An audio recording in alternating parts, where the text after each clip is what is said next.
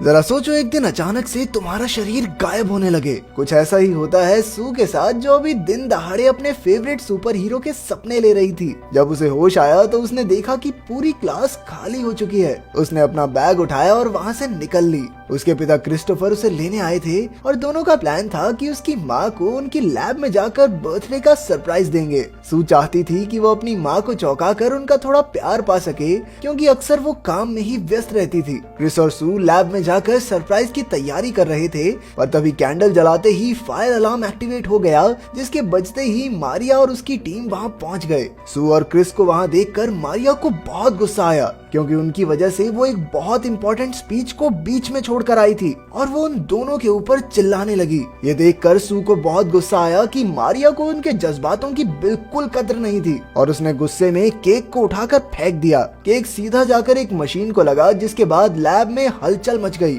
डर के मारे सू ने अनजाने में कोई भी बटन दबाना शुरू कर दिया, जिसकी वजह से लैब का टेम्परेचर बढ़ता गया। इसके बाद उसे एक रोबोटिक आवाज सुनाई दी, पर उसे कुछ समझ नहीं आया और वो रिएक्टर के पास पहुंची, पर तभी लैब में एक जोरदार धमाका हुआ। खुशकिस्मती से सू को धमाके में कुछ खास चोट नहीं आई, पर उसकी एक चोट के नीचे नीले रंग की रोशनी थी। पर उसने इतना बखेड़ा कर ही दिया था तो किसी को कुछ बताना सही नहीं समझा। अगले दिन सुबह उठकर सू ने देखा कि उसका लेफ्ट हाथ गायब है। सुबह सुबह ये अजीबोगरीब चीज देखकर वो बहुत डर गई। इसके बाद वो क्रिस के साथ स्कूल गई, जो कुछ समय के लिए काम से विदेश जा रहा था। स्कूल में अपना लॉकर चेक करते वक्त टोबी नाम का एक लड़का उसके पास आया, जो सुपर मून कॉमिक पढ़ता था, जो कि सू की भी सबसे पसंदीदा किताब थी।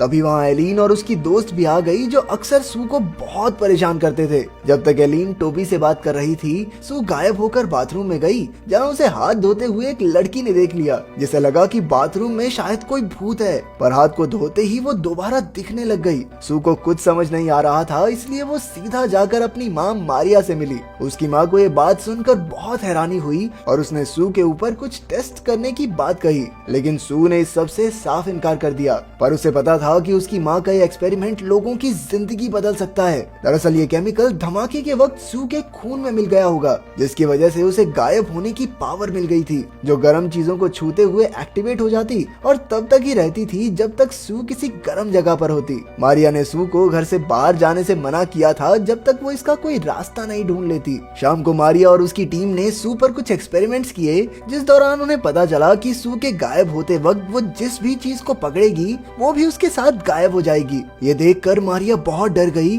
क्योंकि उसे डर था कि कोई उसकी बेटी की शक्तियों का इस्तेमाल किसी गलत काम के लिए न कर ले। इसलिए उसने अपने एक्सपेरिमेंट को बंद करने का फैसला किया। सू इस चीज के खिलाफ थी और नाराज होकर वहाँ से चली गई। लैब से निकलने के बाद वो स्कूल की बेसमेंट में जाकर सो रही थी, जहाँ काया नाम की एक लड़की ने उसे जगाया। काया अपनी छोटी उम्र के बावजूद टेक्नोलॉजी की मास्टरमाइंड थी और सभी स्कूल में उसे ऐप कहकर बुलाते थे। इसके बाद वो पास के रेस्टोरेंट में ही खाना खाने गए, जहां सू ने काया को अपनी गायब होने की शक्ति के बारे में बताया। पर तभी एलिन वहां पहुंच गई और फिर से सू का मजाक उड़ाने लगी। पर इस बार सू ने खुद को गायब करके एलिन पर खाना फेंकना शुरू कर दिया, जो देखकर काया बहुत हैरान थी। दूसरी ओर रिसर्च फैसिलिटी के मालिक डॉक्टर ड्रिल ने मारिया के सू पर एक्सपेरिमेंट करते वक्त की वीडियो देख ली। जैसे ही घर पहुंचने पर मारिया सू को नींद से जगाने लगी, तभी कुछ आदमियों ने घर पर आकर उसे किडनैप कर लिया। सू की आंख खुलने पर उसे कुछ भी समझ नहीं आ रहा था, बस मारिया की चिल्लाने की आवाजें आ रही थी। थोड़ी ही देर में सू समझ गई कि आखिर क्या चल रहा है, इसलिए उसने अपने आप को गायब किया ताकि कोई उसे देख न सके और अपने पिता क्रिस को फोन करके मदद मांगने की कोशिश की। पर क्रिस ने फोन नहीं उठाया, क्योंकि वो कहीं काम में बिजी था। इसके बाद वो टोबी से मिली और उसे सारी बात बताकर उसकी मदद मांगी। लड़की मुसीबत में हो और लड़का ना कह दे, ऐसा कभी हुआ है? हीरो बनने की तो चुल है सबको। अगले दिन वो सुबह वापस गाड़ी के पास गए, ताकि वो मारिया के लैपटॉप की मदद से कुछ पता लगा सके। पर तभी उसे एक कॉल आई, जिसमें उसे चुपचाप गाड़ी की डिक्की में लेट जाने को कहा।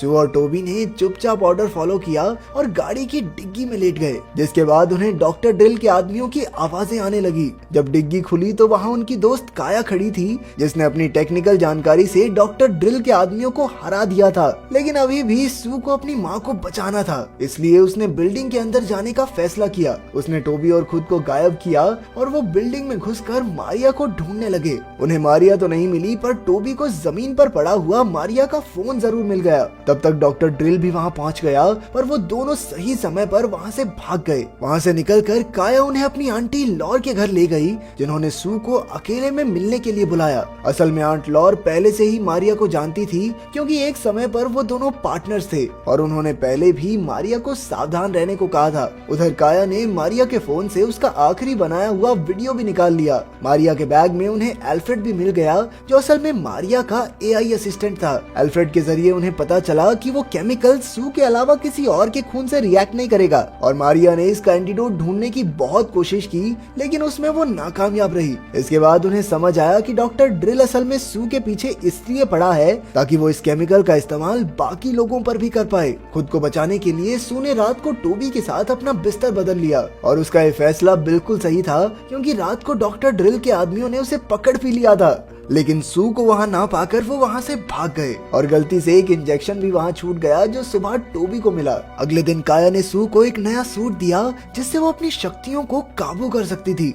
खाना खाते वक्त सू को उसकी माँ का फोन आया, जो किसी तरह किडनैपर्स से बच निकली थी। उन्होंने उसे 1 घंटे बाद पुरानी मार्केट पहुंचने को कहा। मार्केट पहुंचकर तीनों दोस्तों ने देखा कि डॉक्टर ड्रिल के आदमी भी वहां मंडरा रहे थे। उन्हें देखते ही वो एक पिज्जा डिलीवरी वाली बाइक उठाकर भाग गए, पर उन्हें ये नहीं पता था कि मारिया की पार्टनर लेनिया उन्हें अपनी गाड़ी से फॉलो कर रही थी। वहां से निकलकर उन्होंने एल्फ्रेड की मदद से मारिया की आखिरी लोकेशन निकाली और उसे फॉलो करते हुए एक खाली फैक्ट्री में पहुंच गए। टोबी को उनका प्लान बिल्कुल समझ नहीं आ रहा था कि भाई करोगे क्या वहाँ जाके, इसीलिए उसने उन्हें रोकने की कोशिश भी की, लेकिन लड़कियां तो लड़कियां ही होती हैं। सू इस बात पर बहुत गुस्सा हो गई और उसे बुरा भला कहने लगी। उसने गुस्से में उसे ये भी कह दिया कि जाकर एलियन के साथ खेल ले, हमारे साथ चलने की जरूरत नहीं है। ये सुनकर टोबी को भी बहुत बुरा लगा और वो भी सख्त लौंडे की तरह वहाँ से चला गया। काया और सू को ड्रोन्स ने चारों तरफ से घेर लिया, इसलिए उन्होंने रात तक कहीं छुपने का फैसला किया। अंधेरा होने पर उन्होंने उस खास केमिकल को फेंक कर एक धमाका करने का प्लान किया,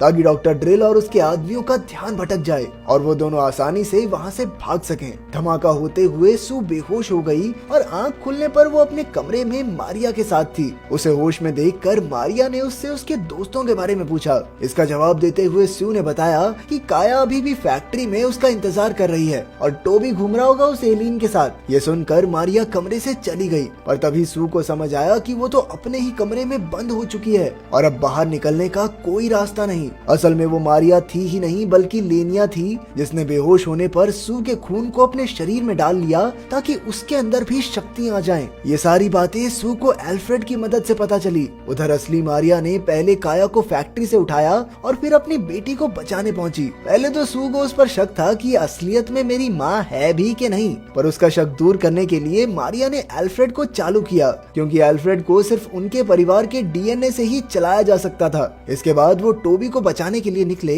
क्योंकि उन्हें पता था कि लेनिया सभी सबूत मिटाने की बहुत कोशिश करेगी। रास्ते में मारिया ने सू को एक एंटीडोट दिया, जिससे उसकी शक्तियां खत्म हो जाएंगी। लेकिन अब सू अपनी शक्तियों को टाटा बाय बाय नहीं कहना चाहती थी और उसने फैसला किया कि वो इस दवाई का इस्तेमाल लेनिया को हराने के लिए करेगी। पार्टी में पहुंचने पर उन्होंने देखा कि एलियन टोबी के साथ डांस कर रही थी। थोड़ी देर बाद वो अपने लिए एक ड्रिंक लेने गई, पर रास्ते में उसने अपनी दोस्त को बुरी तरह डांट दिया। लेकिन सू ने उसे अपनी दोस्तों के साथ लड़ते हुए कभी नहीं देखा था। सू समझ गई कि ये असली एलियन नहीं बल्कि लेनिया है। उसने लेनिया के चंगुल से टोबी को बचाने के लिए काया को फॉग मशीन ऑन करने को कहा। जल्द ही हर तरफ धुआं ही धुआं हो गया। सू ने गायब होकर जल्दी से पहले तो टोबी से माफी मांगी और फिर लेनिया को एंटीडोट लगा दिया। इसके बाद तीनों लेनिया को बेहोशी की हालत में ही छत पर ले गए, जहां आंट लॉर पहले से ही मौजूद थी। असल में इस सारे प्लान के पीछे आंट लॉर ही थी और वो ही सू के खून से वो शक्तियां अपने लिए पाना चाहती थी। ना समझ लेनिया भी उसी के लिए काम किया करती थी। उसने पहले तो अपने आदमियों को सू के माता पिता को पकड़ने को कहा, पर सू डरी नहीं बल्कि उसने अपने ही शरीर में एंटीडोट लगा लिया ताकि कोई उसकी ताकतों का फायदा उठा ही ना सके। उधर काया ने एक डिवाइस को आंट लॉर की व्हील चेयर पर लगा दिया था, जिसके बाद वो लट्टू की तरह गोल गोल घूमने लगी। इसी तरह इन दोस्तों ने मिलकर उन्हें हरा दिया। पर तभी अचानक सू फिर से बेहोश हो गई। आंखें खुलने पर वो अपने माता पिता के साथ काया के घर पर थी। पता चलता है कि एंटीडोट ने सू पर काम ही नहीं किया और अभी भी उसके अंदर गायब होने की शक्तियां हैं। अगर वीडियो पसंद आई तो लाइक कर देना, चैनल को सब्सक्राइब कर देना। मिलते हैं अगली वीडियो में।